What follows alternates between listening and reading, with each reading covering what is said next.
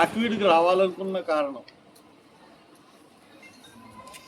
ఎందుకంటే ఒక్క సైడ్ నుంచే విషయాలు బయటకు వస్తున్నాయి. పత్రికలు కూడా పెద్దపేట వాళ్ళకి సహకరించలేదు. అందువల్ల అసలు వీడియోలు అసలు ఇక్కడ ఏం జరిగింది, ఏమేం చేశారు, ఏం దురాగతం చేశారు అన్నది తెలుసుకోవాలన్న ముఖ్య ఉద్దేశంతోనే నేను వచ్చాను. పోలీసులు నన్ను అందుకనే రానివ్వలేదు. ఈరోజు కూడా నేను పోలీసులకి తెలియకుండా వచ్చాను. అంటే రాకూడదు, రావడానికి నా మీద నేను ఎంపీని, ప్రజల దగ్గరికి వెళ్ళాల్సిన బాధ్యత నాకు ఉంది. అయినా కానీ ఇక్కడ రానివ్వకుండా స్టేట్ గవర్నమెంట్ నన్ను అన్ని విధాలుగా ఆదుకుంటారు, అన్ని విధాలుగా అడ్డుకుంటాం. అందుకని వీళ్ళ వెర్షన్, ఈ ప్రజల వెర్షన్ ఎలా ఉంది, వీళ్ళు ఏంటి పరిస్థితి అన్నది ఒకసారి బాహ్య ప్రపంచానికి తెలియాలన్న ఒక ఉద్దేశంతో నేను ఇక్కడికి వచ్చాను. మన మధ్య ఇప్పుడు 75 సంవత్సరాల సుభాకర్ గారు ఉన్నారు. ఆయనకి ఈ గొంతాలమ్మ గుడి గురించి కానీ ఈ పేట గురించి కానీ సమస్తం తెలుసు. ఇప్పుడు ఆయన చెప్తారు మీకు విషయాన్ని. నా పేరు సుభాకర్ రావు, మల్లింపల్లి. గొంతేనమ్మ కనీసం 80 సంవత్సరాలు సుమారు కంచి పండుగలు జరుగుతుందండి. చిత్యాసాలు వేసేవారు, సంబరాలు చేసుకునేవారు, రికార్డింగ్ డ్యాన్స్లు వేసుకునేవారు. ఏటా కూడా అడుక్కుని ఆ గొంతెనమ్మని ఈ ఊరు చుట్టూరు తిరిగి, ఆకిలి చుట్టూరు తిరిగి మూడో రోజుని అంటే నెల అయిపోయాక నెల దాకా అడుక్కుంటా పండుగ చేసుకుంటా నెల లాస్ట్ రోజు ఫస్ట్ నందమం చేద్దాక ఇక్కడ అల్లిగుంట ఉందండి, జమీందారు గారి పొలం ఇచ్చారు. అల్లిగుంటలోంచి మట్టి తెచ్చి దాన్ని చేసి ఆ మట్టితో ఆ పొలంలో మట్టితో చేసేవారు. చేసి కొత్త చెరువు ఉందండి, లాస్ట్ రోజున ఆ కొత్త చెరువులో కలిపేవారు ఆ నందనమ్మ. ఇది అప్పటి నుంచి జరుగుతుంది. అప్పటి నుంచి కూడా నందమ్మ గుడి, రికార్డింగ్ డ్యాన్స్ వేయండి, ఇంకోటి ఏమండి. లాస్ట్లో ఏం జరిగిందంటే అండి, ఆ పండగ అయిపోయిన నెలాఖరిని పండగ అయిపోతున్న తర్వాత పొద్దున్నే కలిపేసి స్నానాలు చేసి వచ్చి పందులను కోసుకుని పోగులు వేసుకుని తినేవారు. అలా జరిగింది పండుగ. గొంతెనమ్మ పండుగ రాజుగారు వచ్చింది 8వ తారీఖున వచ్చారు, మార్చి 8వ తారీఖున వచ్చి ఇక్కడ నేను రాములూరు గుడి కడతానంటే, రాములూరు గుడి కాదండి, గొంతెనమ్మ గుడి ఉంది. అది జరిగింది ఏంటంటే అండి, చేత ఉండగా ఆ గుడి మీద పడుకునేవారు, గుడిలో పడుకునేవారు, మెట్లంట ఎక్కువారు, వచ్చేవారు. అయితే గుడి క్షీణించిపోయేదానికి నందనం పండుగ చేయలేకపోయారండి. ఎందుకంటే ఇప్పుడు ఖర్చు ఎక్కువ అవుతుంది కదండి, చేయలేక కొంచెం ఆగిన దాని మీద ఈయన మరి వచ్చి నేను గుడి కడతానంటే, ఇది నందనం గుడి కడతాకి ఇక్కడ ఇల్లు లేదని చెప్పారు. నందనం గుడి అంటంతో ఆయన నందనం గుడి లేదు, నేను రాములూరు గుడి కడతాను, రాములూరు ఉన్నారు ఇక్కడ. ఆ బొమ్మలు కూడా ఏమైందంటే అండి, ఎస్టర్నింగ్లో బొమ్మలు అయ్యి, ఎస్టర్నింగ్లో బొమ్మలు ఏం చేశారంటే అండి, ఆ బొమ్మలు అట్టుకెళ్ళి మా వ్యవసాయాలు చేసేవారు కౌంట్లు, ఇది రమణయ్య గారు, గణపతి గారు, ఇలా ఒక 90 దాకా ఉన్నారు. ఆ 90 ఏం చేసేవారు అంటే, ఈ బొమ్మలు అట్టుకొచ్చి అక్కడున్న ఆ రోజుల్లో ఉన్న పెద్దలతో తీసుకుని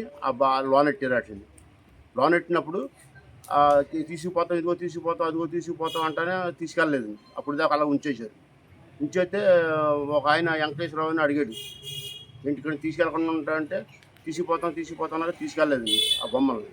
అంతేగాని ఇది నందనమ్మ గుడికి అంత చాలా చరిత్ర ఉంది గుడికి.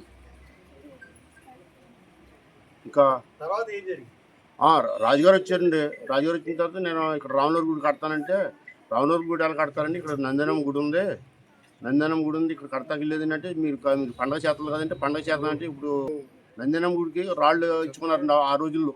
ఆ పూర్వకాలపు పెద్దలు, మాకంటే ముందు పెద్దలు అలా ఆ రకంగా చేసి ఆ గుడిని అలా నిలబెట్టుకుంటూ వచ్చారు. వాళ్ళు ఈ టయాన్ని ఈయన బయలుదేరి నేను అది కడతాను ఇది కడతానంటే 8వ తారీఖున వచ్చితే అలా కుదరదండి, మాది గుడి ఉందని చెప్తే వెళ్ళిపోయారు. పోలీసులు, జనసేన, తెలుగుదేశం జనాలు అందరూ వచ్చారండి, వెళ్ళిపోయారు. మళ్ళీ ఉగాది రోజున వచ్చారు. ఉగాది రోజున వచ్చినప్పుడు సరే ఏం చేశారంటే మా వాళ్ళు గౌరవంగా మంత్రి గారు వచ్చారండి, గౌరవంగా సాలువా కప్పి దండేసి సన్మానించి పంపారండి. పంపితే ఆయన ఏం చేశారు, ఆయన వెళ్ళిపోతుందో పురమాయించండి, ఇక ఎలాగైతే గొడవ జరగలేదు, ఇక్కడ వీళ్ళని ఎలాగోలని ఇరుకులో పెట్టాలని జనసేన మనుషుల్ని తీసుకొచ్చి వాళ్ళ చేత పిల్లల చేత కలమరి కొట్టించి పిల్లల్ని కొట్టి గొడవ నన్ను కొట్టేశారని చెప్పి అప్పుడు అబద్ధం ఆడాడండి ఆయన. ఉగాది రోజున శ్రీరామ రోజు ఉగాది రోజు వచ్చినప్పుడు మామూలుగా వెళ్ళిపోయారు. మళ్ళీ శ్రీరామనగర్కి వచ్చారు. శ్రీరామకి వచ్చి వస్తానే బెటాలతో వచ్చారు, మనుషులతో వచ్చారు. మాకు తెలియదు కదండి. అంచోపు ఆయన వస్తుందో ఆయన చుట్టూరు ఉండి ఆయన జాగ్రత్తగా పంపేస్తున్నాం. మూడో పట్టు కూడా అలా జాగ్రత్తగా పంపేసి కారు ఎక్కారు, వెళ్ళిపోయారు. వెళ్ళిపోయిన తర్వాత వీళ్ళు గొడవ పెట్టుకుంటూ వచ్చారు. చూడండి గొడవ పెట్టుకుని వాళ్ళు పిల్లల మీద కలమడితే చిన్నపిల్లలు వాళ్ళు ఏం చేస్తారంటే వాళ్ళకి ఏం తెలుస్తుంది. ఆ పిల్లలు కొట్టేశారని రకరకాలుగా పురమాయించి ఇక మొత్తం మీద 57 మందిని వెంటనే పడుకున్న వాళ్ళని, కూర్చున్న వాళ్ళని, నుంచున్న వాళ్ళని తీసుకుపోయాడు ఆయన. తర్వాత మధ్యాహ్నం పేటలోకి వచ్చి పోలీసులు కొట్టారు మిమ్మల్ని అందరినీ. కనపడ్డ వాళ్ళని కొట్టారండి. రోడ్డు మీద కనపడ్డ వాళ్ళు పేటలో కనపడ్డ వాళ్ళని కొట్టారు. తర్వాత కూడా చాలా ఎంత బాధ వచ్చిందంటే అండి, తలుపు తీసుకుని బయటకు వస్తలేదు, టీ తాగుతలేదు, పాస్ చూసుకుంటలేదండి. పోలీసులు ఇంటికాడ ఏదో తప్పు చేసినట్టు ఒక్కొక్క గుమ్మం కూడా 15 మంది రానివ్వలేదు. ఇప్పుడు గుడ్ ఫ్రైడే చేసుకున్నారు. ఎవరినన్నా బయట రానిచ్చారు? రాలేదండి. గుడ్ ఫ్రైడే రోజు చర్చ్ కూడా జరగలేదు. టీ తాగితే కూడా రానివ్వలేదండి. ఎవరిని ఈస్టర్ రోజున వెళ్ళారు సమాధుల దగ్గరికి, వెళ్ళలేదండి. గుడ్ ఫ్రైడే రోజున ఇదండి. అంటే ఇది శాంతియుతంగా ఉన్న క్రైస్తవుల్ని రెచ్చగొట్టాలి. ఇక్కడ రెచ్చగొట్టిన తర్వాత కడపలో ముస్లింలు రెచ్చగొట్టాలి. ఇది బీజేపీ పన్నుతున్న పన్నాగం. ఇక్కడ ఇతను డిప్యూటీ స్పీకర్ రఘురామకృష్ణరాజు గారు, కుతులార్ గారు ఈ పథకం వేసి ఈ పథకం ప్రకారం పాపం గొడవ జరగట్లేదు, మర్యాద చేసి పంపేస్తున్నారని చెప్పి ప్రత్యేకంగా గొడవ పెట్టుకుని వ్యవస్థలన్నీ వాళ్ళ చేతిలో ఉన్నాయి కాబట్టి 57 మంది మీద ఆడోళ్ళు ఉన్నారు, దాంట్లో చిన్నపిల్లలు ఉన్నారు, మగవాళ్ళు ఉన్నారు, చదువుకునే పిల్లలు ఉన్నారు. 57 మంది మీద అటెంప్ట్ మర్డర్ కేసు పెట్టాడు. ఎవరైనా అటెంప్ట్ మర్డర్ కేసు ఒకరి మీద ఇద్దరి మీద వెళ్ళి వాళ్ళు పొడిచాడని పెడతారు, పొడడానికి ప్రయత్నించాడని పెడతారు. 57 మంది మర్డర్ అటెంప్ట్ చేస్తే అవతల ఎవడైనా బతుకుతాడండి? 57 మంది కలిసి ఎవడి మీదన్నా చంపడానికి ప్రయత్నిస్తే అవతల ఎవడన్నా బతుకుతాడా? బతకడు. కానీ 57 మంది మీద పెట్టి, అంటే జోబు సంస్థ కదా, పోలీస్ సంస్థ ఎట్టిది? పోలీసులకి స్వాతంత్రం ఎక్కడిది? వాళ్ళకి న్యాయం చట్టం ఉందా? ఎస్పీకి ఏమనుందా? ఎస్పీ గారు అడుగుతాడండి, ఎస్పీ అడుగుతాడట, హర్ష్ కుమార్ వచ్చేస్తాడు అనుకుంటున్నారా? ఏమన్నాడమ్మా? హర్ష్ కుమార్ వచ్చేస్తాడా?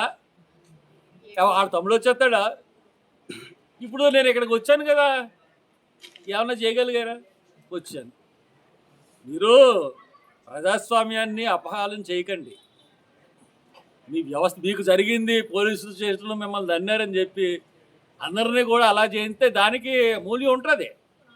దానికి ఎస్ఐ గారు చెప్తున్నాను, మీకు దానికి తగిన మూల్యం ఉంటుంది. మీరు శాశ్వతంగా ఈ ప్రభుత్వమే గవర్నమెంట్లో ఉండదు. నెక్స్ట్ వచ్చేది ప్రజాప్రభుత్వం వస్తుంది, దళితుల రాజ్యం వస్తుంది చెప్తున్నాను నేను. ఈ దళితుల రాజ్యంలో మీకు చుక్కలు ఎలా ఉంటాయన్నది కనపడుతుంది. మీకు ఇటువంటి దళితులు అందరినీ మీరు ఎలాగైతే ఇబ్బందులు పెట్టారో మేము అందరి మీద మిమ్మల్ని మీకులాగా కొట్టడం అయ్యి చెయ్యం. తగిన శిక్షలు పడేటట్టు మేము చేస్తాం. గుర్తుపెట్టుకోండి.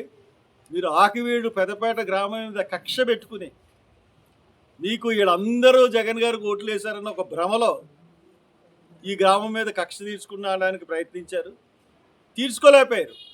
గుడి కడతా అన్నారు టైంకి, గుడిని సుప్రీంకోర్టు కట్టనివ్వట్లేదు. కాబట్టి ఇక్కడ ఈ వ్యవహారం ఇప్పటికి బాహ్య ప్రపంచానికి అర్థమైంది. ఇతను కావాలని హిందూ క్రైస్తవుల మధ్య రెచ్చగొట్టి హిందువుల ఓట్లు అన్న విషయంలో హిందువులందరికీ లబ్ధి చేస్తున్నాను నేనన్న ఒక కలర్ ఇచ్చి హిందువులకి క్రైస్తవులకి ఇక్కడ గొడవలు లేవు, కలిసే ఉన్నారు. కానీ ఇతను సృష్టించి దీన్ని ఇలా చేశాడు. చంద్రబాబు నాయుడు గారు, ఇతను మీకు డిప్యూటీ స్పీకర్, ఇతనేమో ఆర్థిక నేరస్తుడు, బ్యాంకుల్ని దగ్గర 11,000 కోట్లు మోసం చేసినోడు, పోనీ తిన్నమేనోడా, నిజాయితీపరుడా, అటువంటి వాడిని వెనకేసుకొచ్చి ఇక్కడ ముఖ్యంగా ఈ దళితులందరినీ మీకు వేసారట. ఇక్కడ ఇతనేమో ఏం పేరు, నీ పేరు? మద్దా నరేష్ 25 సంవత్సరాల నుంచి మీ కార్యకర్త. ఇతన్ని పోలీస్ స్టేషన్లో కొట్టించా అంటే తెలుగుదేశంలో పనిచేసినందుకు గాను ఈ మద్దా నరేష్ని మంచి బ్యూటిఫుల్గా మీరు చంద్రబాబు గారు భలే బహుమతి ఇప్పించారు మీరు తెలుగుదేశం కార్యకర్తకి. 25 సంవత్సరాల నుంచి మీరు రికార్డులు పరిశీలించుకోండి.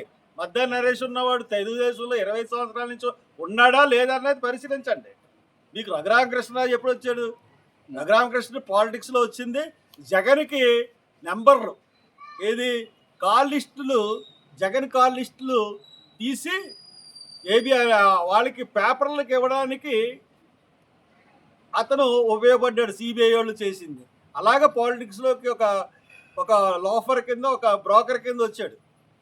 అతను ఈ రోజున మీకు అతనికి మేము సపోర్ట్ చేసాం. జగన్ కొట్టించినప్పుడు మేము కూడా సపోర్ట్ చేసాం. అయ్యో పాపం ఒక ఎంపీని రానివ్వట్లేదు భీమవరం అని చెప్పి మేము సపోర్ట్ చేసాం. అప్పుడు మీరు జైల్లో ఉన్నప్పుడు కూడా మేము సపోర్ట్ చేసాం. అలాగే నేను జైల్లో ఉన్నప్పుడు కూడా మీరు 48 రోజులు ఉన్నారు, నేను 48 రోజులు ఉన్నాను, మీరు 50 రోజులు ఉన్నారు. మీరు జైల్లో ఉన్నప్పుడు నేను సపోర్టింగ్గా మీకు మాట్లాడాను, సపోర్టింగ్గా చేశాను. అలాగే మీరు కూడా నేను జైల్లో ఉన్నప్పుడు మీ పార్టీ వాళ్ళు పంపించి నాకు సంఘీభావం తెలిపారు. దానికి నేను ఎప్పుడు కృతజ్ఞతగా ఉంటాను. పార్టీకి 550 సభ్యత్వం కార్డులు ఉన్నాయి. ఇక్కడ పేటలో 550 సభ్యత్వం కార్డులు ఉన్నాయంట నరేష్ చెప్తున్నారు. Telugu Desam party card. అటువంటి పేట మీద మీరు జులుం చేయించారు మీ రఘురామకృష్ణ ద్వారా.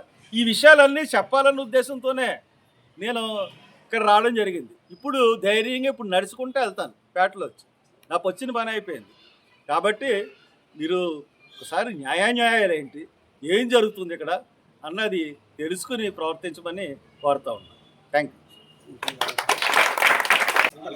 ఇక ఇక్కడ మధు గారు, సాగర్ గారు అంటే ఎవరు? మధు గారు, సాగర్ గారు సహకరించారు. ఇంకా తగిన వాళ్ళు ఎవరు కూడా పొలిటికల్ కానీ లేకపోతే ఇంకా ఎవరు కూడా స్టాలిన్ ఒక అతను సహకరించాడు.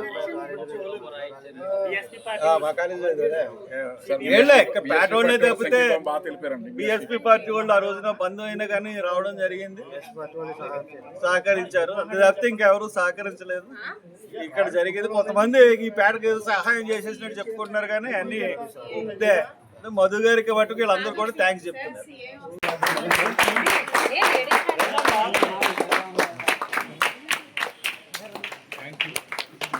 నెక్స్ట్